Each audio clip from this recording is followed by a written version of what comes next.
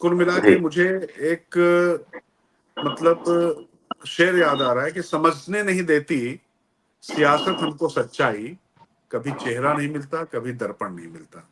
कुल मिला के कब इधर थे, कब उधर चले गए। ये राजनीति में ऐसा नहीं कि पहली बार हुआ है, अब तो ये बहुत, this is the new normal जिसको कहते हैं, वो हो चुका है।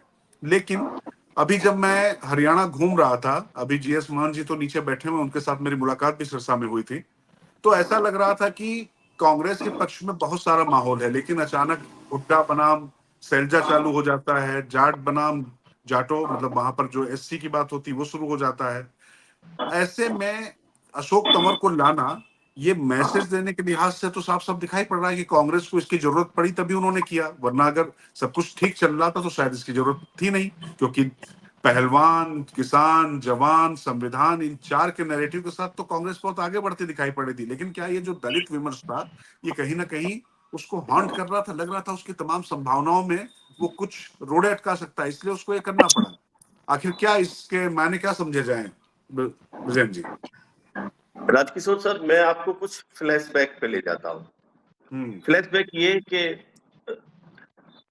डॉक्टर अशोक तंवर से ठीक पहले आज सुबह सोनिया गांधी से मिली कुमारी सैलजा, आधे घंटे की मुलाकात हुई।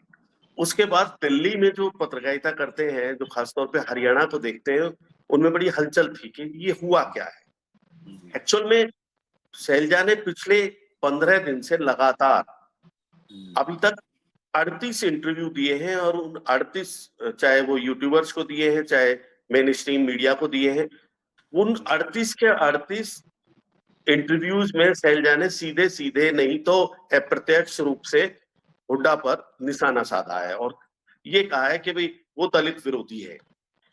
और इसको लेकर के जो फ्लैशबैक ये है कि लोकसभा चुनाव पर अगर आप जाएं तो लोकसभा चुनाव में दलित वर्ग ने पूरे हरियाणा की 10 सीटों पर कांग्रेस को वोट दिया था। कांग्रेस इस बार भी ये सोच रही थी कि भाई विधानसभा चुनाव में दलित वर्ग उनके साथ रहेगा, लेकिन सैलजा के इस रुख के बाद खुद हुड्डा का जो गढ़ है, जहां 14 सीट आती हैं, रोहतक की, सोनीपत की, झज्जर की, उन 14 सीटों पर जब चुनाव कस गया तो ये रिपोर्ट केसी वेणुगोपाल ने राहुल गांधी को भी दी, ये रिपोर्ट केसी वेणुगोपाल ने सोनिया गांधी को भी दी, जो हमारे पास जानकारी। और उस जानकारी के आधार पर ही सोनिया ने सैलजा को बुलाया। आधे घंटे तक उनकी मंत्रणा हुई। अभी सैलजा ने कुछ भी इस बारे में कहा नहीं है, लेकिन तत्कालिक तौर पर यदि आप देखें महेंद्रगढ़ रैली में जिस तरीके से वो अपनी एक रैली छोड़ करके डॉक्टर अशोक तंवर और सीधे सीधे राहुल गांधी के मंच पर आ गए और कांग्रेस में शामिल हो गए, और फिर आप उनका ट्वीट देखिए। उस ट्वीट में उन्होंने भूपेंद्र सिंह हुड्डा का नाम नहीं लिखा है, उन्होंने प्रदेश कांग्रेस अध्यक्ष उदय भान का नाम नहीं लिखा है, उन्होंने सीधे सीधे लिखा है कि राहुल जी के निमंत्रण पर वे कांग्रेस में अपने घर वापसी पर गए। इसका मतलब जो आप बात कह रहे थे कि कहीं ना कहीं दलित